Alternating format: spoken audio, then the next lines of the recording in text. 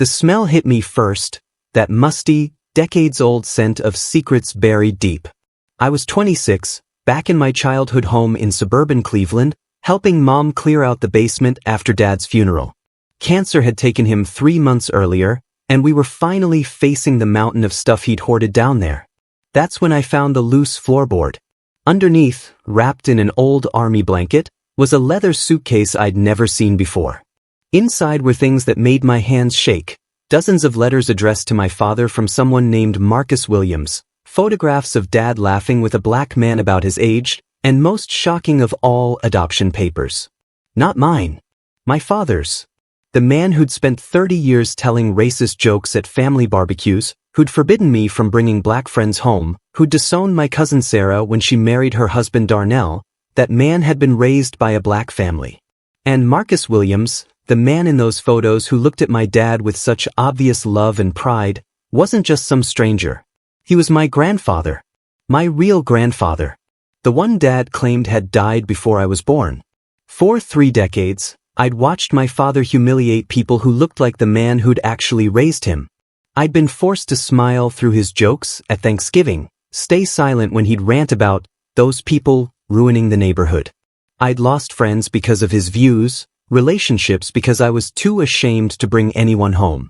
But now I knew the truth. And this Thanksgiving, just 6 weeks away, was going to be different. Because Marcus Williams was still alive, still living just 40 minutes away in East Cleveland. And he had no idea his adopted son had died. I was about to blow up everything my family thought they knew about themselves. But first, I needed to understand how the man I'd called Dad had become such a stranger to his own story. My father, Robert Bobby Patterson, was the kind of man who commanded every room he entered, not through charm, but through sheer force of personality and an endless supply of opinions he delivered like gospel truth. He worked middle management at a Ford plant in Brook Park for 35 years, the kind of steady, blue-collar job that built Cleveland's middle class.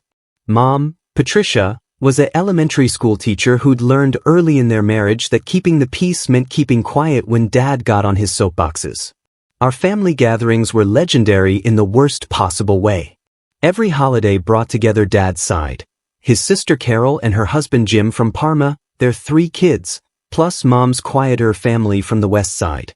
Dad would hold court at the head of our dining room table, telling the same stories about his tough childhood in foster care, how he'd pulled himself up by his bootstraps after aging out of the system at 18. The humiliation started early for me. I was maybe 12 when I brought my friend Marcus, yes, Marcus, the cruel irony wasn't lost on me later, home from school.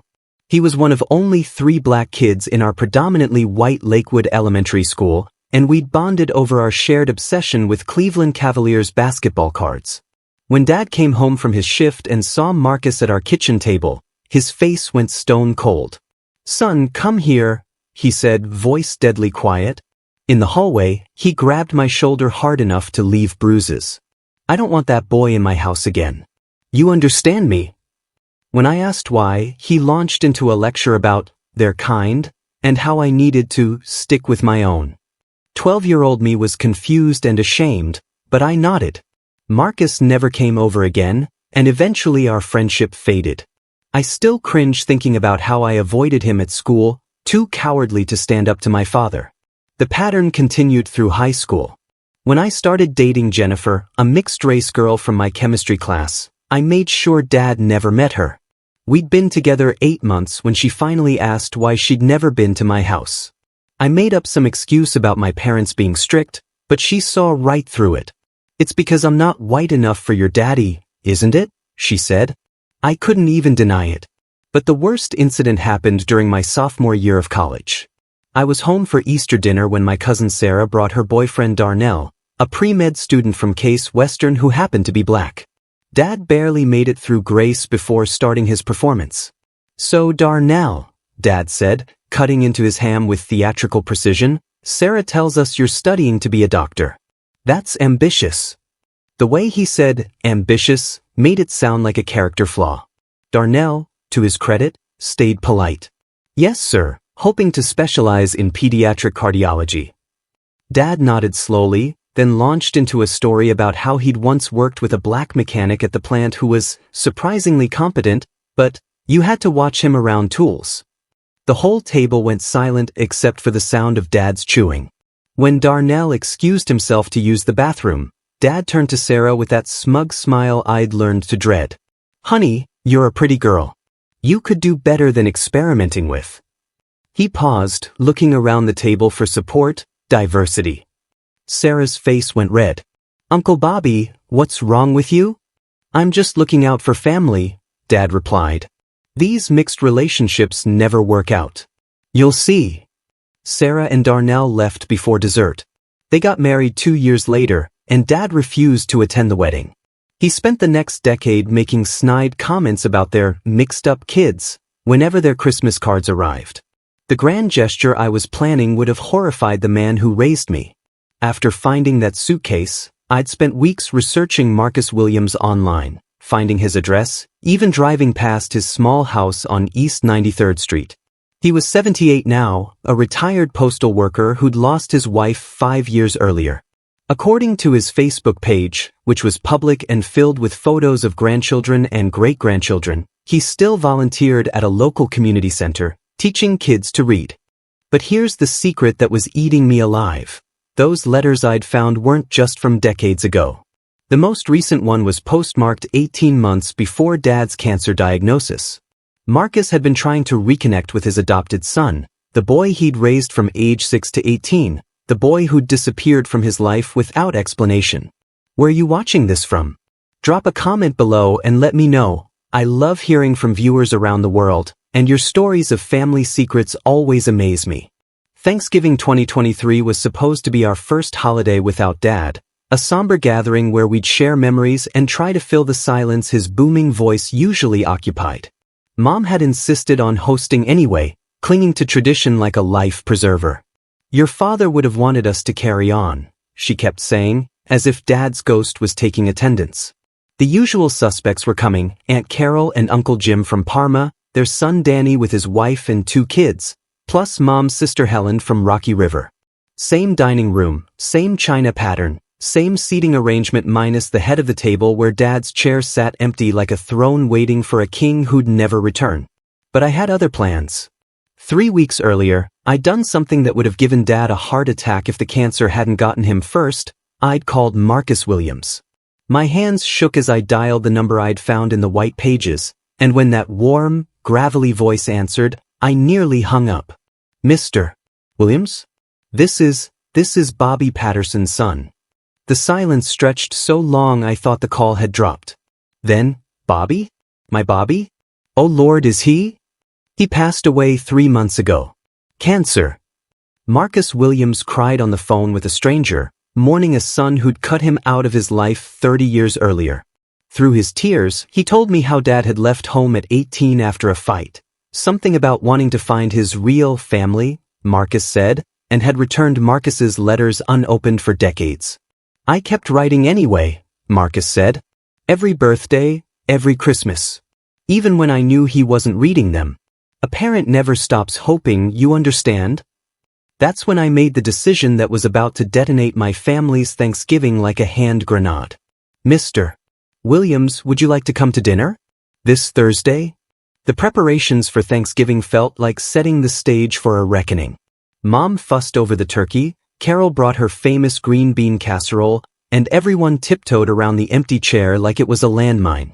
I helped set the table, placing an extra setting next to mine without explanation. "Who's that for, honey?" Mom asked, smoothing the tablecloth. "Someone I invited," I said casually. "Someone who knew Dad." The day itself started typically enough. Football games droned on the living room TV while the women bustled in the kitchen and the men argued about the Browns' latest disappointing season. Danny's kids ran around underfoot, and Uncle Jim had already started his annual complaints about downtown Cleveland going to hell. That's when the doorbell rang at exactly 2 p.m. I answered it before anyone else could move. There stood Marcus Williams, 78 years old but ramrod straight, wearing his best navy suit and carrying a pie box from a bakery on the east side. His eyes, the same deep brown as my father's, were nervous but determined. "You must be Bobby's boy," he said, and his voice cracked just slightly. "You look just like him when he was young." "Call me David," I said, stepping aside. "Come on in, Grandpa." The word hung in the air like smoke. From the living room, I heard Uncle Jim's beer can hit the floor. I led Marcus into our living room where my family sat frozen like a photograph. Mom's face went white, then red, then white again. Aunt Carol's mouth opened and closed like a fish. Danny grabbed his kids instinctively, as if Marcus was some kind of threat. "Everyone," I said, my voice steady despite my hammering heart, "I'd like you to meet Marcus Williams, Dad's father." The silence was deafening. Then Uncle Jim exploded. "What the hell is this supposed to be, David? Some kind of sick joke?" Marcus stood quietly, still holding his pie, dignity intact despite the hostility crackling around him. "I brought sweet potato pie," he said simply. "Bobby always loved my sweet potato pie when he was little." "Bobby didn't have a father," Aunt Carol said shrilly. "He was in foster care. We all know the story." "That's where you're wrong," I said, pulling out my phone. I'd photographed some of the letters and I started reading. "Dear Bobby, I hope this letter finds you well. Your mother, your adoptive mother, God rest her soul, always said you were stubborn, but I never thought you'd stay angry this long. I miss you, son. I miss the boy who used to help me fix cars in the garage, who learned to change a tire before he could ride a bike properly." Mom's hand flew to her throat. "David, stop." But I kept reading. "I know you're married now. I heard through old neighbors that you have a son. I'd like to meet my grandson someday, if you'd let an old man have that honor." The room erupted. Jim started yelling about ambushes and disrespecting Bobby's memory. Carol demanded I explain myself. Danny herded his kids toward the kitchen like I'd invited a serial killer to dinner. And through it all, Marcus Williams stood quietly in our chaos, tears streaming down his weathered cheeks, still holding that damn pie. Hey, if you're enjoying this story, please hit that subscribe button and give this video a like. We're trying to reach 1,000 subscribers, and your support means everything. Now, back to the explosion. The shouting reached a crescendo when Uncle Jim stood up, pointing at Marcus like he was some kind of criminal. "I don't care what lies you're telling, but you need to get out of this house. Now." That's when something inside me snapped. 30 years of swallowing my father's poison, 30 years of watching him diminish people who looked exactly like the man who'd loved him enough to adopt him, 30 years of being complicit in his hypocrisy, it all came flooding out. "Sit down, Jim," I said, my voice cutting through the chaos. "Because I'm not done." I walked to the mantelpiece where Mom kept family photos and grabbed the picture of Dad in his army dress uniform, the one she said was taken right after basic training. This photo? It was taken at Marcus's house. That's Marcus's wife, Dorothy, in the background. I found the original in the suitcase. Mom's face crumpled. "What suitcase?" "The one Dad hid under the basement floor. The one with 30 years of letters from the man who raised him. The one with adoption papers showing that Robert Patterson was born Robert Williams, and that Marcus and Dorothy Williams took in a scared 6-year-old boy from the system and gave him everything they had." I pulled out more photos from my jacket pocket. I'd come prepared for war. Here's Dad at his high school graduation. Marcus is in the front row, crying with pride. Here's Dad's 18th birthday party. And here, I held up a photo that made my own eyes water. Here's Dad teaching Marcus to fish when he was maybe 10 years old. Aunt Carol was shaking her head frantically. "This is impossible. Bobby would have told us. We were family." "Were we?" I turned to face the room. Because the man who raised me spent 3 decades telling racist jokes while the black man who saved his life kept writing letters he never opened.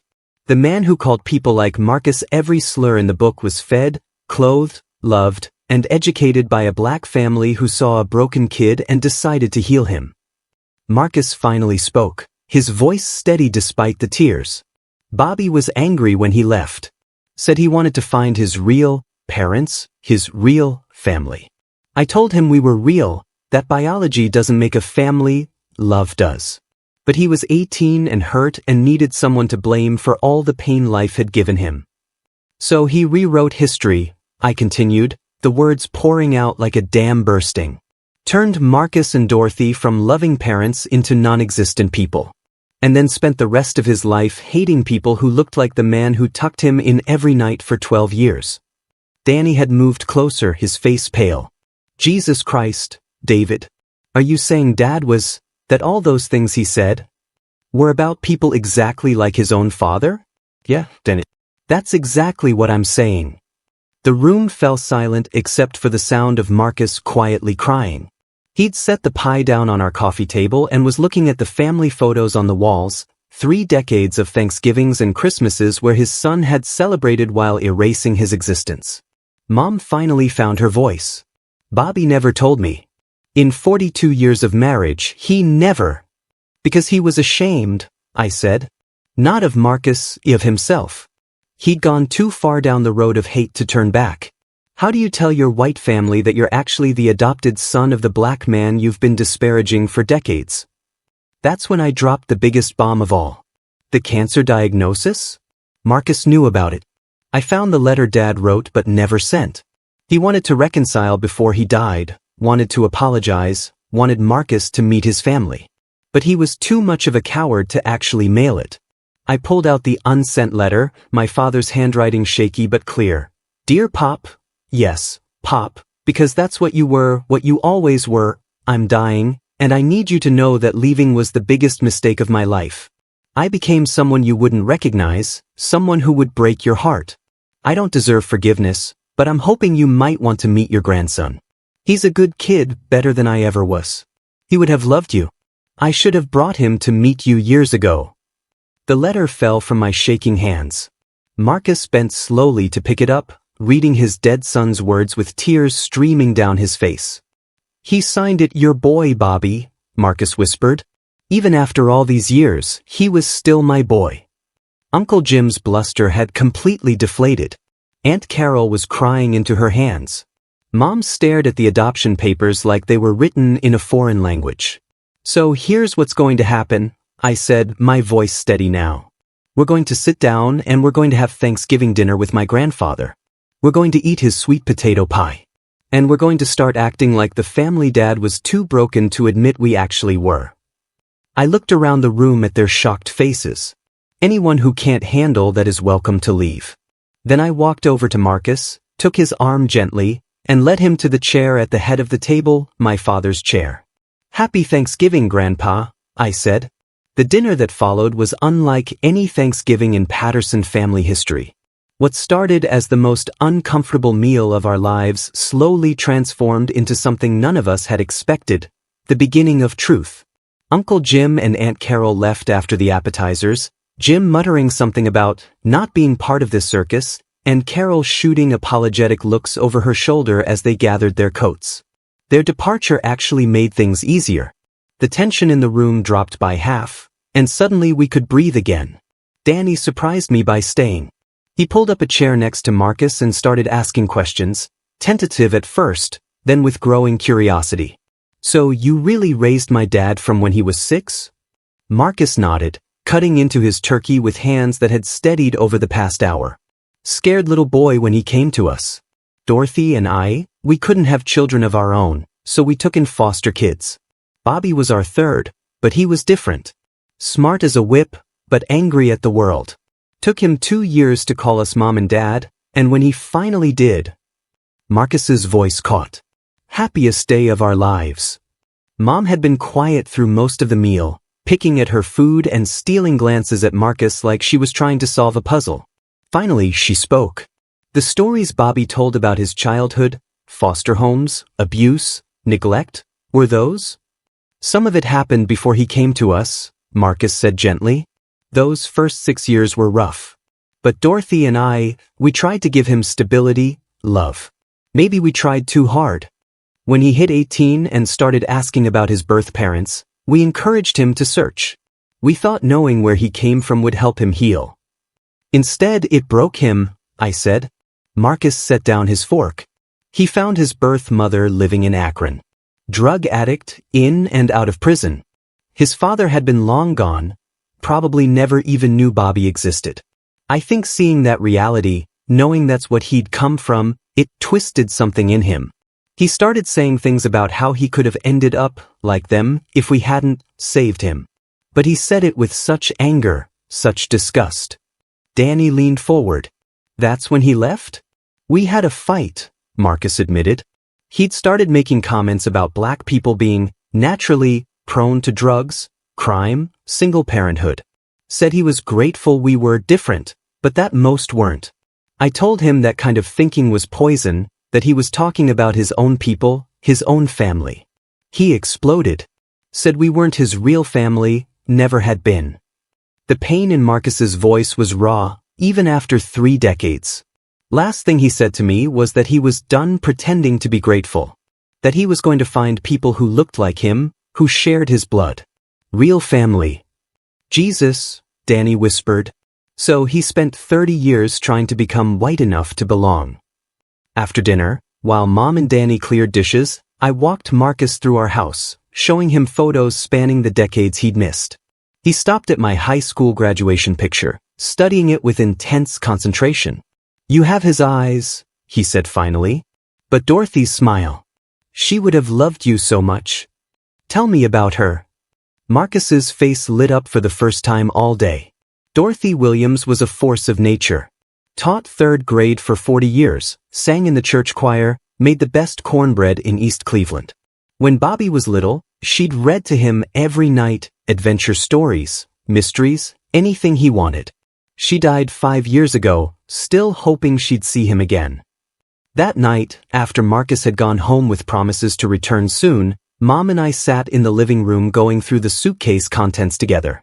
She held each letter like it might crumble, reading Dorothy's handwriting alongside Marcus's. Look at this one, she said, holding up a Christmas card from 1998. Inside, Dorothy had written, we saw Bobby's name in the paper when he got that promotion at the plant. So proud. Tell our boy we love him, even if he can't love us back yet. They never stopped hoping, Mom said, tears streaming down her face. 42 years I was married to that man, and I never knew he had parents who loved him this much. The real breakthrough came the following weekend when I drove Marcus to Lakeview Cemetery where Dad was buried. I'd been dreading this moment, unsure how Marcus would react to seeing his son's grave for the first time. We stood silently at the simple headstone, Robert James Patterson, 1955 to 2023, beloved husband and father. Marcus reached into his pocket and pulled out a small wooden cross, handmade, worn smooth from handling. Bobby made this in shop class when he was 15, he said, placing it gently against the headstone. Dorothy kept it on her nightstand until the day she died. She always said she was saving it to give back to him when he came home. That's when Marcus told me the story I'd been waiting to hear, the real reason Dad had cut them off so completely. Your father got arrested when he was 17, Marcus said quietly. Nothing serious, joy riding in a friend's car they'd borrowed, without permission. But when the police brought him home, one of the officers made some crack about these people and how kids like Bobby usually ended up in the system for good reason. Marcus's hands clenched into fists at the memory. Bobby heard it. He was already struggling with questions about identity, about where he belonged. That comment planted a seed that he wasn't really our son, that he was destined for something different because of his biology. So he decided to become what he thought he should be, I said. White, successful, respectable. Everything that officer implied he couldn't be as our son. Marcus's voice was bitter. The irony is that we'd raised him to believe he could be anything he wanted. We just never thought he'd choose to be someone who hated us. But there was more to discover. Going through Dad's papers after the funeral, I found insurance policies, savings account statements, and most shocking of all, a will that had been updated just 6 months before his diagnosis. Hidden in the legal language was a trust fund, substantial enough to be meaningful, designated for Marcus Williams of East Cleveland, Ohio. Dad had been planning to provide for Marcus even as he couldn't bring himself to reconcile. Even in death, he was trying to take care of the man who'd raised him. The unexpected twist came when Marcus and I went to Dad's lawyer together to discuss the trust. The attorney, an elderly man who'd known Dad for years, looked confused when Marcus introduced himself. Mr. Patterson mentioned you many times over the years, he said. "He always called you my old man. I just assumed you were his biological father." Dad had been talking about Marcus all along, just never admitting the full truth, not even to his lawyer, not even to himself. The healing wasn't instant or easy. Mom struggled with feeling betrayed, with understanding how the man she'd loved could have hidden such a fundamental part of himself. Danny went through his own crisis, questioning everything he'd believed about his father and himself. But Marcus became the bridge. He started coming to Sunday dinners, sharing stories about Dad's childhood that painted a picture of a boy we'd never known, creative, sensitive, desperately seeking approval. He brought photo albums spanning the 12 years he'd raised Bobby, helping us understand the person our father had been before fear and shame twisted him into someone unrecognizable. The most powerful moment came 3 months later, on what would have been Dad's 68th birthday. Mom suggested we celebrate at Marcus's house, the first time any of us had been to East Cleveland, despite living 20 minutes away our entire lives. Marcus had kept Dad's childhood bedroom exactly as he'd left it in 1973. Sports posters, model airplanes, books about cars and space exploration. It was like stepping into a time capsule of the boy who'd become the man we thought we knew. He was going to be an astronaut, Marcus said, running his hand over a NASA poster. Then an engineer, then a race car driver. That boy had dreams bigger than the sky. Standing in that preserved shrine to his son's childhood, Marcus made a decision that changed everything. "I'm donating this house to the community center," he announced. "Going to turn it into a place where kids aging out of foster care can get support, job training, college prep. Going to call it the Dorothy and Bobby Williams Center." Dad's name would live on, not as the bitter man who'd rejected his family, but as the hopeful boy who'd once believed he could touch the stars. It's been 8 months since that explosive Thanksgiving, and I'm sitting in what used to be Dad's basement, now converted into my home office. The loose floorboard has been properly repaired, but sometimes I still think about that hidden suitcase and how one moment of curiosity changed everything. Marcus is 79 now, and his health isn't perfect, but he's become the grandfather I never knew I needed. We have dinner every Sunday, and he's teaching me to rebuild the 1967 Camaro Dad abandoned in the garage 20 years ago. Apparently, working on cars together was their thing when Dad was young. Mom has embraced Marcus completely, treating him like the father-in-law she never had. She says having him around helps her remember the good parts of the man she married, the parts Dad himself had forgotten. The community center officially opens next month. Danny and his kids volunteer there now, reading to foster kids and helping with homework. It's become our family's way of honoring not just Dad's memory, but the boy he used to be before shame and fear consumed him. I think about that unsent letter often. How Dad had found the courage to write the words but couldn't find the strength to mail them.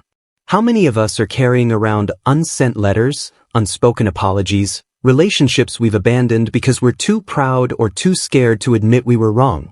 The hardest truth I've learned is that my father wasn't evil, he was broken. Broken by a system that failed him, by racism he internalized, by a society that told him his worth was tied to rejecting the people who'd loved him most.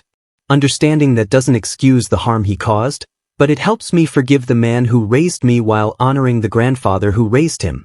Family isn't just blood, and it's not just choice, sometimes it's redemption. Sometimes it's finding the courage to dig up the secrets we've buried and face the truth underneath. If this story moved you, please hit that like button and subscribe to the channel. Your support helps me share more stories like this one. And if you have your own family secrets or stories of reconciliation, drop them in the comments below. Sometimes the most powerful thing we can do is simply witness each other's truth. Thanks for listening, and remember, it's never too late to send that letter, make that call, or dig up what you've been hiding. The people who love you are worth the risk.